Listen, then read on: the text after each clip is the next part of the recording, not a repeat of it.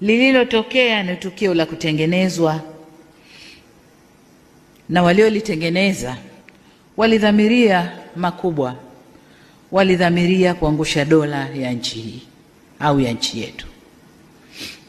Ukiangalia klipu za nyuma zilizotokea, vijana wetu walifanywa makasuku na kuimbishwa kabisa, yaliyotokea Madagascar yatokee na hapa. Lakini ukimvuta kijana yule, hebu niambie Madagascar kumetokea nini, hajui. Unataka hapa kitokee nini, hajui. Lakini waliimbishwa wimbo huo. Kwa hiyo lile lilikuwa ni jambo la kupangwa, na vurugu zile zilidhamiria makubwa. Vurugu zile ni mradi pana sana wenye nia kuu ya uovu ulio na wafadhili, washitiri na watekelezaji. Katika vurugu ile waliingia waliokuwemo na wasiokuwemo, wengine kwa kutokujua, wengine kwa kufuata mkumbo, wengine kwa hadaa za maisha bora baadaye, lakini wengine kwa kulipwa tu. Tunaambiwa kuna vijana walikuwa wanalipwa fedha, kisha kuchukua pesa yako ingia barabarani. Kwa waliingia bila madhumuni maalum ya nini wanakwenda kukifanya.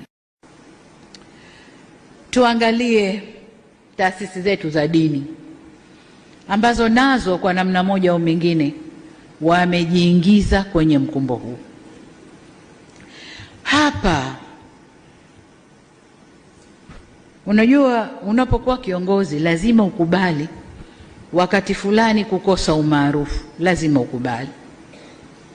Na kama kukosa umaarufu kipindi hiki kuelekea kampeni, kuelekea uchaguzi na baada ya uchaguzi, utaondoka tu. Lakini uondoke, turekebishe, tuseme kweli. Taasisi zetu za dini, tunasema Tanzania haina dini, si ndio?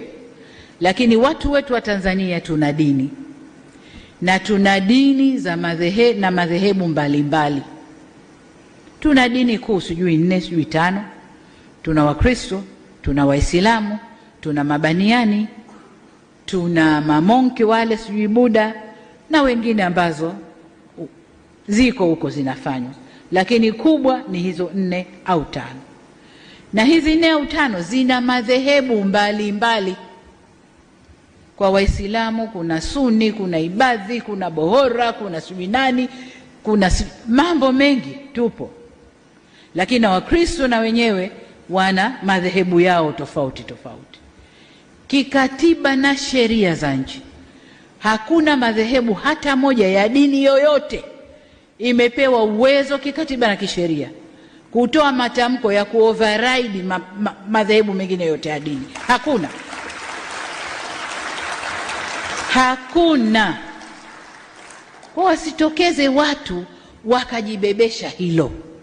Siku zote nasema Tanzania hii haina mwenyewe, wenyewe ni sote. Hakuna mwenye certificate anaweza kusema Tanzania ni yangu na itaongozwa ninavyotaka mimi. Hakuna. Tuna sheria zetu, tuna katiba yetu.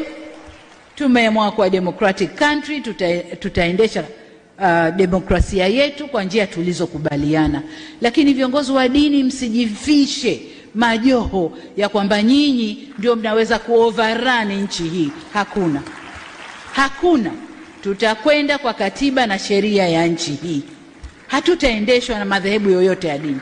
Madhehebu ya dini na wafuasi wao.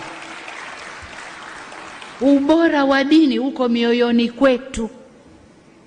Wale wanaoamini ndo wanajua ubora. Nje huko wanakaa, Tanzania ifanye 1, ifanye 2, ifanye 3, halafu ndiyo itakuwa hivi. Who are you?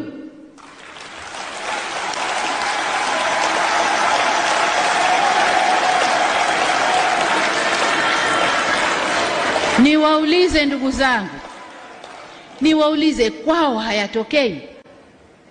Kwao hayatokei? Tumenyanyua sauti sisi kusema ya kwao. Wanadhania bado wao ni masters wetu, ni wakoloni kwetu. Kitu gani? Ni fedha chache wanayotugaia. Ni fedha chache wanayotugaia. Na fedha yenyewe sasa hivi haipo. Tunafanya biashara, wao wapate na sisi tupate. Ndipo tunaposimamia. Nataka niwaambie